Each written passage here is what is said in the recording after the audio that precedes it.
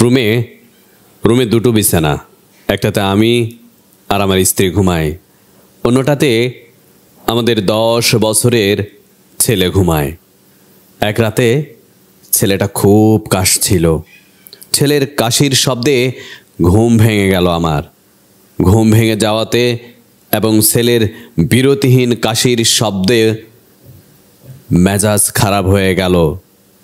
ঘুমন্ত স্ত্রীকে ধাক্কা দিয়ে উঠিয়ে তিরিক্ষি স্বরে বললাম, ছেলে ঘুমাতে পারছে না, আমি ঘুমাতে পারছি না, আর তুমি নাক ডেকে ঘুমাচ্ছ, লজ্জা করে না তোমার?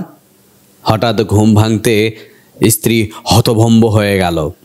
তারপর বললাম, তোমার জন্য ছেলের এই অবস্থা, আজকে তোমার জন্যই ছেলের এই অবস্থা। আমি সারাটা দিন খেটে খেটে মরছি, আর তুমি আছো শুধু খাওয়া আর ঘুম নিয়ে। ছেলে কি করছে, কি খাচ্ছে, সে খেয়াল আছে তোমার? যদি সঠিকভাবে ছেলের যত্ন নিতে, তাহলে ছেলে এইরকমভাবে অসুস্থ হয়ে যেত না, আজকে ছেলের এতটা কাশি পেত না। স্ত্রী বলল, সব বাচ্চাদেরও তো অসুখ বিসুখ হয়, আর এর জন্য কি মায়েরা দায়ী? কেন, মা কি চায় তার বাচ্চা অসুস্থ হোক? আর ছেলের দেখাশোনা একা আমাকে কেন করতে হবে? তুমি তো দেখতে পারো, তুমিও তো তাকে খেয়াল করতে পারো। স্ত্রীর কথা শুনে এতটাই রেগে গেলাম যে তুই তুকারি শুরু করলাম। একদম চুপ, একটা কথা বলবি না। আমার খাবি, আমার পরবি, আবার আমার মুখে মুখে তর্ক করবি? আমার ঘরে থাকতে হলে আমি যেভাবে বলবো সেভাবেই চলবি, নইলে এই ঘর থেকে আমি বের করে দেব। স্ত্রী আর কিছু না বলে শোয়া থেকে উঠে ছেলের কাছে গেল। ছেলেকে ঘুম পাড়িয়ে বিছানায় এলো। আমি ঘুমিয়ে পড়ার আগে টের পেলাম ও ফুঁপিয়ে ফুঁপিয়ে কাঁদছে। কাঁদুক, দোষ করবে, আবার মুখে মুখে তর্ক করবে। পরদিন ঘুম থেকে উঠে দেখি স্ত্রী নেই। ছেলের কাছ থেকে জানলাম স্ত্রী বাবার বাড়ি চলে গেছে। স্ত্রী চলে যাওয়ার কথা শুনে প্রথমে দেমাগ দেখিয়ে বললাম, গেছে তো ভালোই হয়েছে, আপদ বিদায় হয়েছে। কিন্তু কিছুদিন পরেই বুঝতে পারলাম মহা বিপদে পড়েছি। চাকরি, রান্না বান্না, ছেলের দেখাশোনা সব মিলিয়ে নাজেহাল হয়ে গেলাম। তবু জেদ করে স্ত্রীকে আনলাম না। কাজের বুয়াকে টাকা বাড়িয়ে দিলাম যাতে সে প্রতিদিন আসে।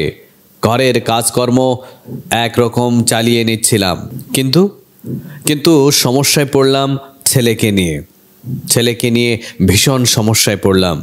কিছুদিন পর ছেলে অসুস্থ হয়ে পড়ে। এত যত্ন নেওয়ার পরও কোনো ছেলে ঘন ঘন অসুস্থ হয়ে পড়ে বুঝতে পারলাম না।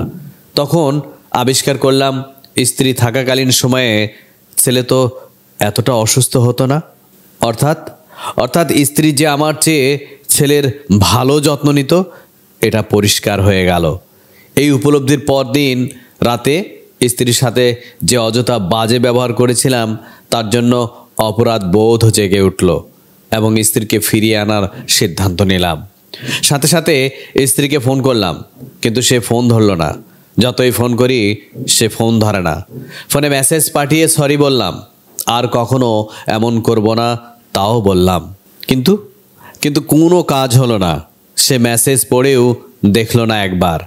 অতঃপর শ্বশুরবাড়ি যাওয়া ছাড়া অন্য কোনো উপায় রইল না। পরদিনই শ্বশুরবাড়ি গেলাম। অনেকক্ষণ ছিলাম সেখানে, কিন্তু স্ত্রীকে আনতে পারলাম না। সে আমার সামনে এলো না। বুঝতে পারলাম সে আমার উপর ভালোই রেগে আছে। পরদিন শ্বশুরবাড়িতে আবারও গেলাম। এবার স্ত্রীকে খুশি করার জন্য ওদের বাড়ির সবার জন্য নানান রকম উপহার নিয়ে গেলাম, আর ওর জন্য নিলাম দামি একটা শাড়ি। কিন্তু তাতেও কোনো কাজ হলো না। মনটা ভীষণ খারাপ হয়ে গেল। একটা অন্যায়ের জন্য এমন শাস্তি পেতে হবে কখনো ধারণা করিনি। রাতে ঘুমাতে পারি না, খাওয়ার রুচি চলে গেল। সব মিলে বাজে সময় কাটতে লাগলো। একদিন সকালে অফিসে না গিয়ে পার্কে চলে গেলাম। বিষণ্ণ মনে চুপচাপ বসে থাকলাম। আধ ঘন্টা পর ছোট্ট একটা মেয়ে ফুল বিক্রি করার জন্য এলো। মেয়েটার মুখটা শুকনো, দেখে বোঝা যায় খুব ক্ষুধার্ত। কিন্তু আমি এখন ফুল নিয়ে করবোটা কি? স্ত্রী নেই, তাই ফুল কেনার প্রয়োজনীয়তা বোধ করলাম না। মেয়েটাকে বললাম, ফুল লাগবে না। ফুল লাগবে না শুনে মেয়েটার শুকনো মুখে আরও শুকনো হয়ে গেল। ওই শুকনো মুখে বলল, সকাল থেকে কোনো ফুল বেচতে পারি নাই, একটা একটা নেন না স্যার। স্ত্রী রাগ করে বাবার বাড়ি চলে গেছে, ও থাকলে ফুল নিতাম, কিন্তু এখন ফুলের কোনো প্রয়োজন নেই।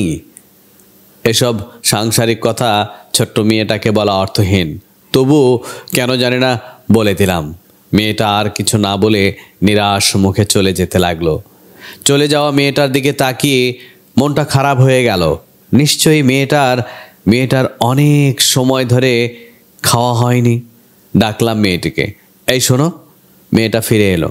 বললাম, আমি তোমার কাছ থেকে ফুল নেব, একটা নয় বেশ কয়েকটা নেব, তবে আমার একটা কথা তোমাকে শুনতে হবে।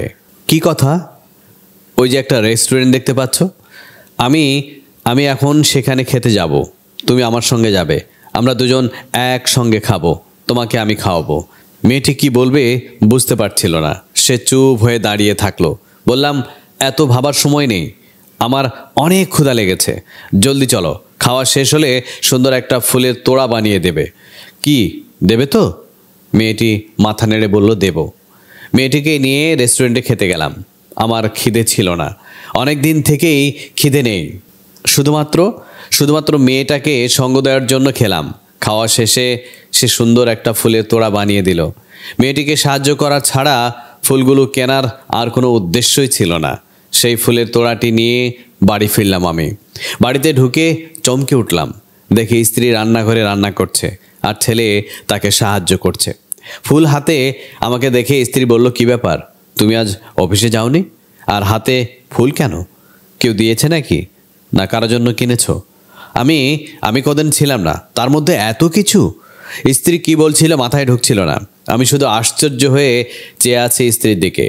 এত কাকুতি মিনতি করেও যাকে ফিরিয়ে আনতে পারেনি, সে আজ নিজ থেকে কি করে ফিরে আসলো? স্ত্রীকে দেখে এত ভালো লাগলো যে বলার মতো নয়।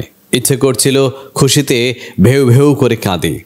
আচ্ছন্নের মতো স্ত্রীর কাছে এসে বললাম, নাজনীন, আবার কখনো যদি তোমার সাথে বাজে আচরণ করি তাহলে জুতা দিয়ে মেরো, তবু প্লিজ বাড়ি ছেড়ে যেও না। তুমি না থাকলে এ সংসার জাহান্নাম হয়ে যাবে। তারপর ফুলের তোড়াটি স্ত্রীর দিকে বাড়িয়ে দিয়ে বললাম, এই ফুলগুলো কেনার কোনো ইচ্ছে ছিল না আমার, তবু কেন কিনলাম এখন বুঝতে পারছি। তুমি আসবে বলে আল্লাহ আমাকে দিয়ে ফুলগুলো কিনিয়েছেন, প্লিজ নাও। সে হাসি মুখে ফুলগুলো নিল। স্ত্রীর রান্নার দিকে তাকিয়ে এরপর বললাম, নাজনীন, তুমি চলে যাওয়ার সাথে সাথে আমার খিদেও হারিয়ে গিয়েছিল। তুমি ফিরে আসতে বহুদিন পর আজ আমার খিদে অনুভব করছি। আজ অনেক ভাত খাবো, দীর্ঘদিনের না খাওয়া ভাত আজ একসাথে খাবো। ছেলেটার সুর মিলিয়ে বলল, আজ আমিও অনেক ভাত খাবো। স্ত্রী বলল, তোমরা গোসল করে টেবিলে বসো, আমি খাবার দিচ্ছি। সেদিন সারাদিন ভেবেছি স্ত্রীর এই হঠাৎ ফিরে আসার ব্যাপারটা, ভেবেছি স্ত্রী ফিরে আসার সাথে ছোট্ট মেয়েটাকে সাহায্য করার কোনো সম্পর্ক আছে কি না। ঠিক সন্ধ্যায় এর উত্তর পেলাম। সন্ধ্যায় স্ত্রী পড়ার টেবিলে ছেলেকে একটা হাদিস শেখাচ্ছিলেন। স্ত্রী ছেলেকে বলল, একদিন এক লোক নবীজিকে প্রশ্ন করল, ইয়া রাসূলুল্লাহ, কেউ যদি একটা অন্যায় কাজ করে ফেলে তাহলে এর প্রতিকার হিসেবে সে কি করবে? নবীজি বললেন, সে আল্লাহর কাছে তওবা করবে। যার সাথে অন্যায় করলো তার কাছে ক্ষমা চাইবে এবং একটা ভালো কাজ করবে, তাহলে আল্লাহ ওই অন্যায়ের গুনাহটা মাফ করে দেবেন এবং ভালো কাজের পুরস্কার দেবেন। স্ত্রীর দিকে তাকিয়ে মনে মনে বললাম, হে আল্লাহ, আপনি অসাধারণ পুরস্কার দিয়েছেন আমায়, অসাধারণ। রুদ্র আজাদ।